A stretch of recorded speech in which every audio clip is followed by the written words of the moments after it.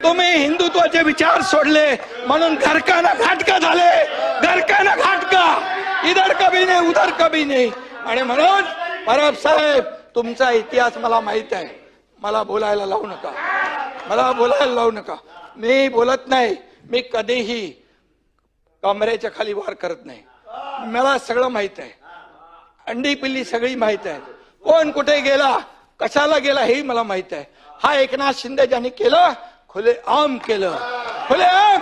मी तुमच्या पक्षप्रमुखांना सांगितलं होतं तुम्ही आता शिवसेना आणि भाजप युती करा. मी मुख्यमंत्री होणार होतो, 5 वेळा सांगितलं. का मुख्यमंत्री पदाच्या खुर्चीमध्ये एवढा मोह झाला? का झाला? का झाला? जे बाळासाहेबांनी सांगितलं होतं करू नका, काँग्रेस बरोबर जाऊ नका, तुम्ही का गेले? मोहापायी, सत्तेसाठी. मग मोह कोणाचा? अरे आम्ही तर सत्तेवर लात मारली, आम्ही तर मंत्रीपद सोडलं 8 लोकांनी.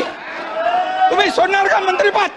आम्ही मंत्रीपद सोडलं 8 मंत्र्यांनी. आम्हाला काय माहित होतं की आम्ही काय होणार आहे आमचं. आणि म्हणून आम्ही एकतर लढून जिंकू किंवा एकतर लढून शहीद होऊ असं म्हणून आम्ही लढलो. तुम्ही आम्हाला काय सांगताय? आणि म्हणून परब साहेब तुम्हाला तुमचा माझा काय वाद नाहीये, पण तुम्ही एकच आहे, जे बोलाल की तुम्ही नोटीसला जाऊ घाबरून पळाले, हे पळाले ते पळाले, आतलं मला सगळं माहित आहे. कुणाची नोटीस थांबवायला काय काय केलं सगळं मला माहित आहे. त्याच्यावर तुम्ही जाऊ नका. तुम्ही फक्त बघा, मी तुम्हाला काय म्हणालो नाही, सभागृहामध्ये तुम्ही देखील काहीतरी बोलला होता असं मी बोललो. काय कशावर?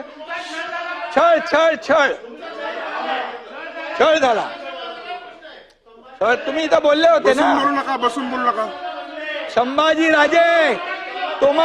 संभाजीराजे मी काँग्रेस प्रदेशाध्यक्ष आणि देवेंद्र फडणवीसांच्या बद्दल बोललो की त्यांनी म्हणाले की औरंगजेबासारखा क्रूर प्रशासक मुख्यमंत्री आहेत.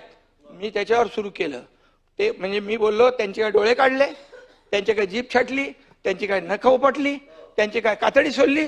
काय केलं देवेंद्र फडणवीसांनी मुख्यमंत्र्यांनी काय केलं? सोलायला पाहिजे होती. आणि मग मी म्हणालो आणखी कोणाचा तुमचाही छळ झाला. तुम्ही जेव्हा उठायला उभे राहिले तेव्हा मी बोललो तुमचाही छळ झालाय का?